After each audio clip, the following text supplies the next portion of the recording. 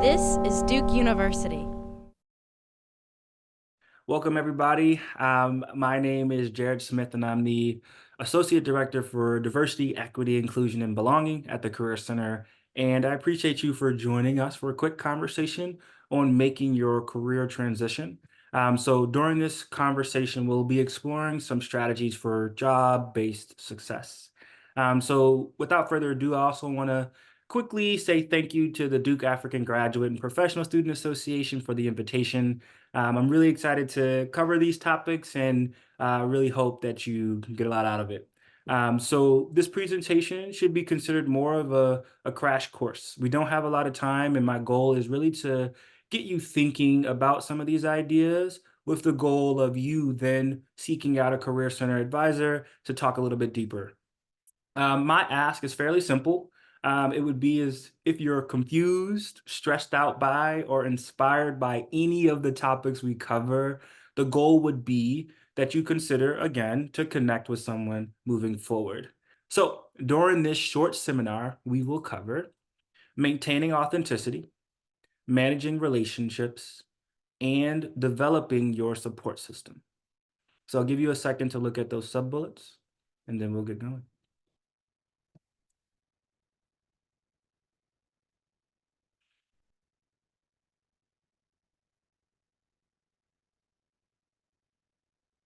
All right, so again, we have about 20-ish minutes to cover this content. So I would encourage you to prepare to jot down some notes, reflect on these topics and ideas, and of course, share this conversation with someone that you trust. My asks are pretty simple, so let's begin. So who you are is non-negotiable. I'm going to say that again. Who you are is non-negotiable. So I caution you not to take this slide out of context. It doesn't mean that you're always right. You do not need to grow and learn, or the world needs to revolve around you. But the big picture is that you should think long and hard about the spaces you navigate and why you've chosen to navigate them. What I don't want to happen is for you to leave this conversation feeling like you have to give up core aspects of who you are for the purposes of creating an image that you believe people want to see from you. So, for example, when you ask a question like, what are you looking for in an ideal candidate during an interview? You typically receive a response that is technically or soft skills focused. They might want someone who's an expert communicator. They're looking for someone who's willing to roll up their sleeves and get their hands dirty. They're looking for someone to clean up a lot of their data to make more efficient and conscious decisions. You'll notice that none of that is about asking you to change the person that you are. So the sooner that you accept that idea, the better off you and your team or the organization will be. So the big picture here is this. Your authenticity is your differentiator. It makes you you. And I like to think about some of these questions from the perspective of always arming yourself with the tools necessary to succeed while navigating a new space. To me, tools can look like experiences, understanding, knowledge, and perspective. But the idea is that knowing how to talk to someone when you need an answer is a tool that you develop on the job. Or understanding how to create organizational buy-in is something that you learn in real time. But the idea is that these are ideas that may be needed to may be needing to apply differently depending on the environment, the people you're working with, or the industry at large. But the beauty is that diversity of thought, opinion, culture, approach is the foundation of innovation, right? Homogeneity leads to complacency. So be comfortable asking questions and pushing to understand. Sometimes those small nudges is enough to create opportunities for change and improvement. So I'll ask you, consider what your workplace expectations are. How do they align with your personal or cultural experiences? A workplace expectation can include something as simple as style of dress or how folks go about solving problems or organizational responsibilities and needs, and so much more. So, for example, you may join an organization or a team that works after hours. Now, it's your job, because this is clearly an expectation, for you to reckon with if you're willing to do that. How do you go about creating an environment that allows you to nurture these non negotiable aspects of yourself? You'll notice I'm not encouraging you to quit your job tomorrow, but to explore how you can use your understanding to enable the life and experiences that you need to succeed. More importantly, how are you gleaning information about these expectations before arriving in the workplace? Now, this is a shameless plug, and I'll speak for all career advisors. A lot of what we think about is how are you vetting an organization for fit? What is the job description telling you? And how do you know it's telling you those things?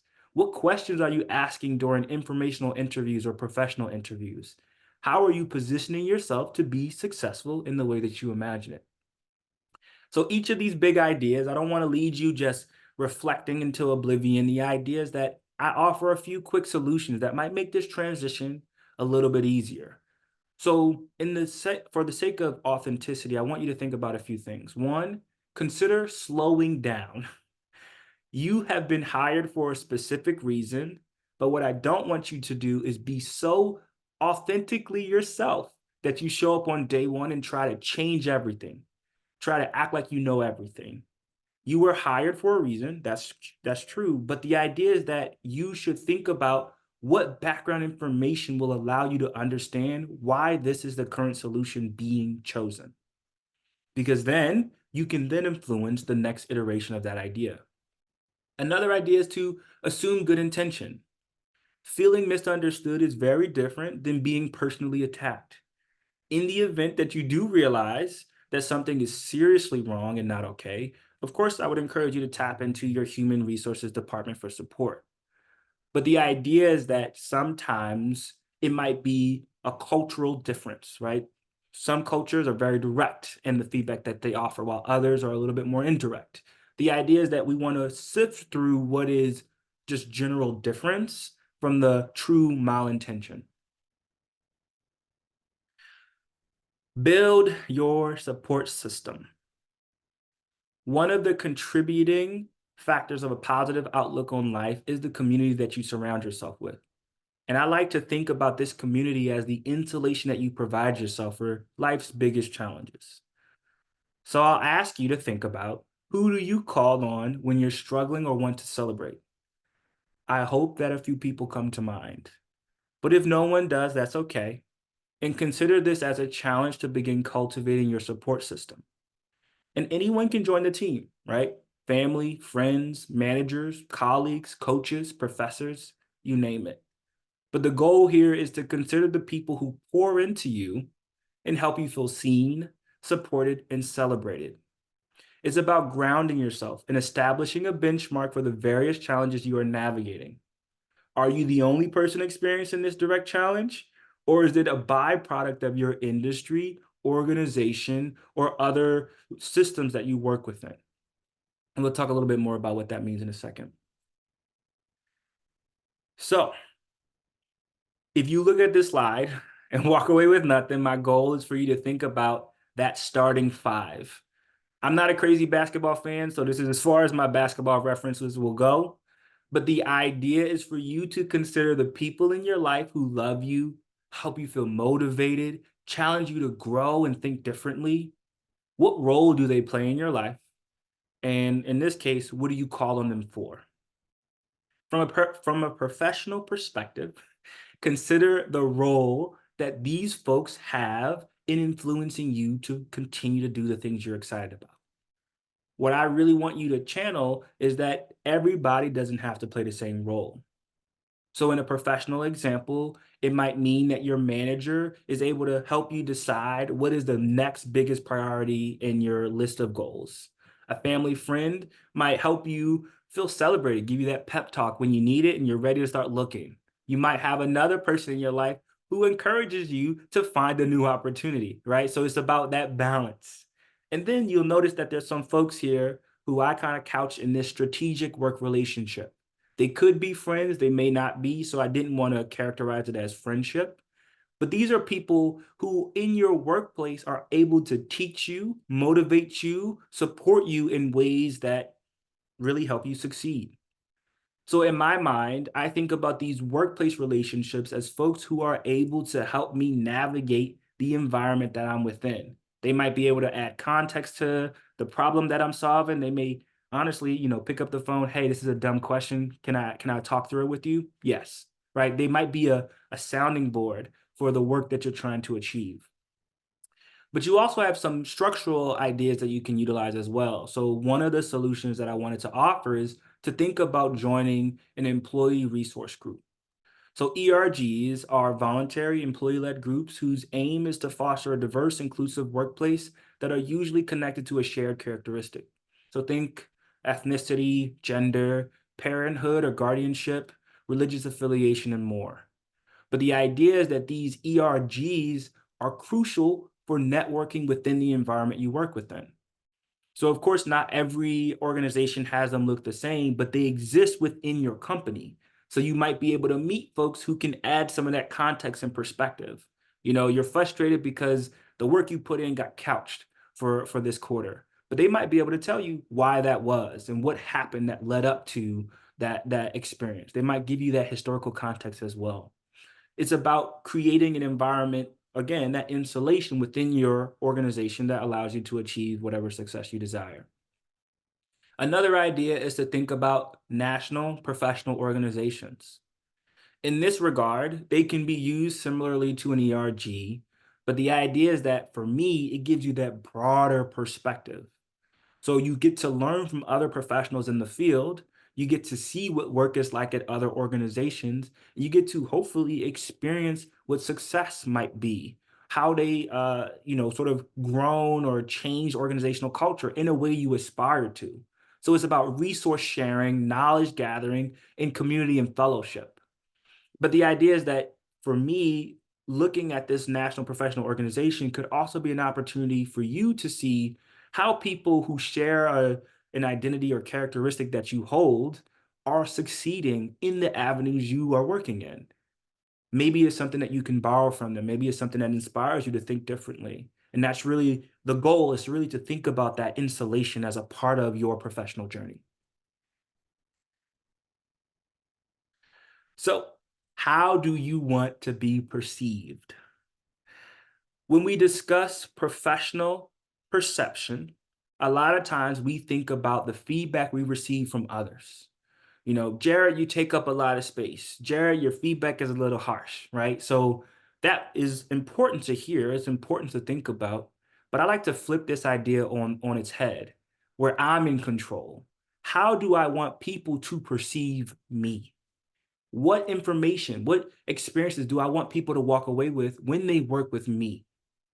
And I believe it's really important because you have the power to control how other people perceive you and experience you. So, for example, if I want to be respected, I need to consider what embodying respect looks and feels like. And if I'm not sure, who in my life have I witnessed exhibiting these qualities, these skill sets? And how do I embody those traits in my work? Another thing that I like to consider is the nuance of your industry. For example, the perception of hard work in some industries may look like hours spent dedicated to a task, but it could also look like speed and efficiency in another. So for me, I like to consider, do I have the understanding and the motivation to embody that form of success? And that's really important. So we'll do a pop quiz. I want you to answer the question, tell me about yourself.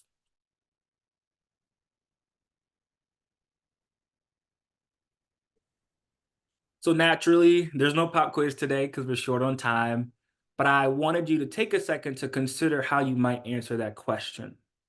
You'll notice that it's intentionally vague because you should be able to answer this question in any environment, whether that be professional, personal, or in between, at the bus stop, after class, at a conference, you name it.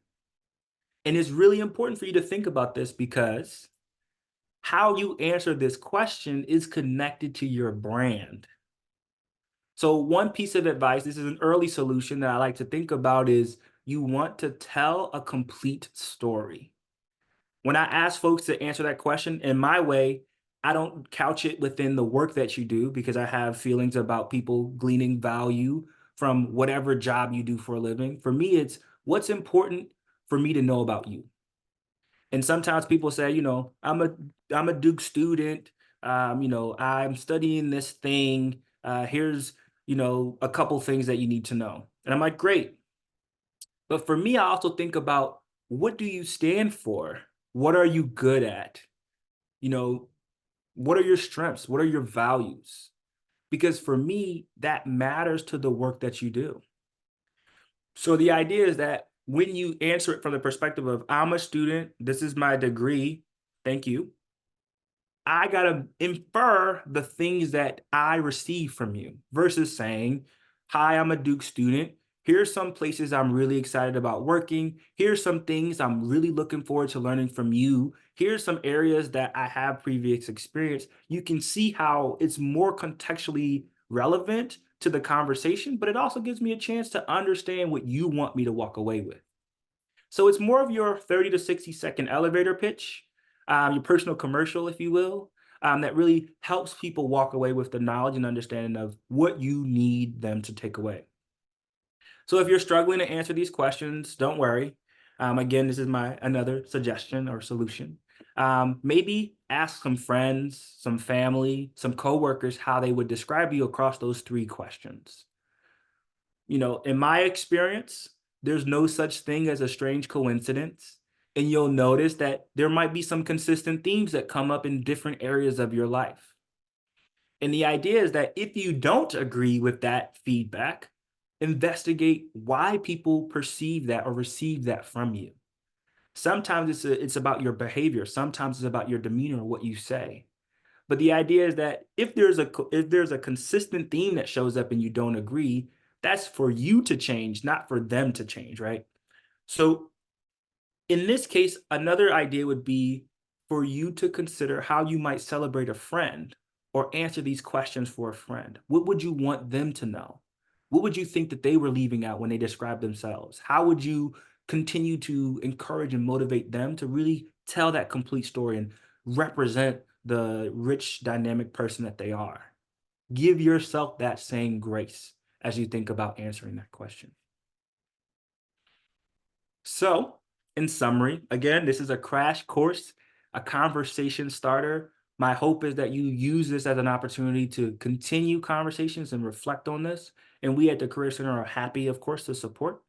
So, in summary, lean into experiences. A lot of people think about salary, they think about title, they think about organization, and that's it. For me, I like to think about, what is the environment that I need to thrive? How do I position myself to learn and grow in the ways that I want to?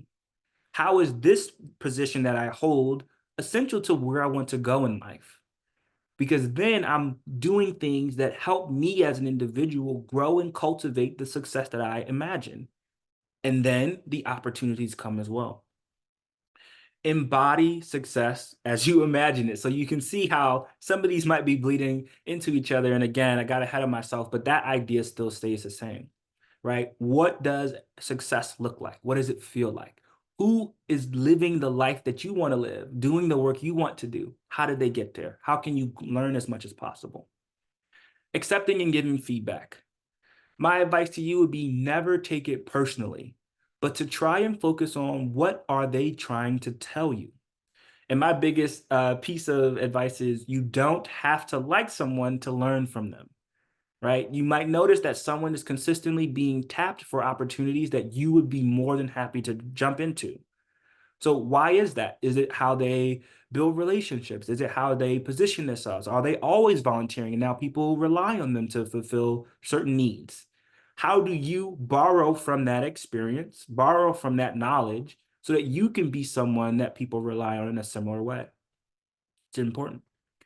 Build your support team. This one goes without explaining, but that insulation is really helpful, especially when you're struggling. But of course, when you want to celebrate, right? Like, who is a part of the network of people that allow you to get to where you are today? Embrace authenticity. Again, goes without saying, but you are you. There's no one else that does it the way you do it, regardless of the experiences, the culture, etc., that you have. So it's really important that you consider that there's a strength and a power in having the experience and lived, understanding that you do. Define your deal breakers. For me, this is really important because this happens well before you accept a position. For you, a deal breaker might be, when are you willing to throw in the towel? When is the job not the right fit? How do you know it's too much? And more importantly, when that deal breaker is being challenged, are you willing to adjust it? Or is it a hard and fast expectation? That's important for you to consider as you move through your career. And lastly, become a student of your field. In my mindset, this is about learning everything that you can to understand how to navigate whatever industry, whatever organization you choose. So consider informational interviews, consider work and management styles for your success, consider the problems that the organization is being solving, but also explore what the organization puts out in the world. What are they saying on social media? How is the job description aligning with whatever their values or vision is? What are past employees, current employees, friends of friends saying? Because that information will help you understand if it's the right fit and if you will grow in the ways you want to.